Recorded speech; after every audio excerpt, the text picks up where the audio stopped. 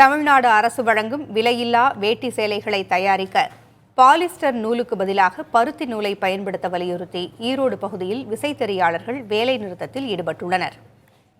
தமிழ்நாட்டில் பொங்கல் பண்டிகையை முன்னிட்டு ஏழை எளிய மக்களுக்கு விலையில்லா வேட்டி சேலை வழங்கப்பட்டு வருகிறது.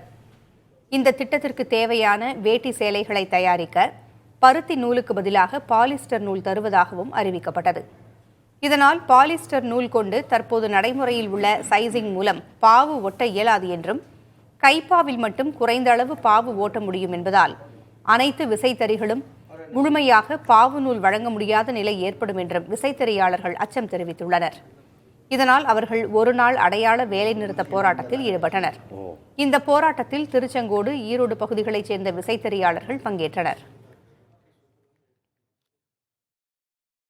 பாலிஸ்டர் நூல் ஏன் நாங்கள் வேண்டாம்னு சொல்கிறோம்னா, இந்த நூல் ஃபுல்லுமே தமிழ்நாட்டில் எதுவும் கிடையாது. இந்த திட்டம் பொறுத்தவரை தமிழ்நாடு நெசவாளர்களுக்கு தமிழ்நாட்டில் இருக்கிற ஜவுளித்துறை பயன்படுற மாதிரி தான் அறிவித்தாங்க. ஏன்னா வேலைவாய்ப்பு இருக்குது. இப்போ பார்த்தீங்கன்னா 4306 மெட்ரிக் டன் நூல் கொள்முதல் பண்ணுறாங்க. இது முழுக்க முழுக்க வடமாநிலத்தில் பண்ணுறாங்க. தமிழ்நாட்டில் இருக்கிற நூற்பாலைகளுக்கு வேலைவாய்ப்பு இல்லாமல் போச்சு. அதேமாதிரி சாயம் போடுற நூல் வாங்குறனால இங்கே காட்டுறனால தான் சாயம் போடுவோம். ஒரு 10 சாய தொழிற்சாலையும் இது அடுத்து பார்த்தீங்கன்னா எங்களுக்கு சைசிங் இருக்காங்க. நாங்கள் காட்டன் நூலில் சைசிங் மட்டும் தான் உற்பத்தி பண்ணுவோம். சைசிங்கில் பண்ணுவோம். ஒரு நாளைக்கு பார்த்தீங்கன்னா 4,20,000 சேலைகளை உற்பத்தி பண்ணி எங்களுக்கு பாவாக கொடுப்பாங்க. நாங்கள் தறியில் ஏற்றி சேலையை ஓட்டுவோம்.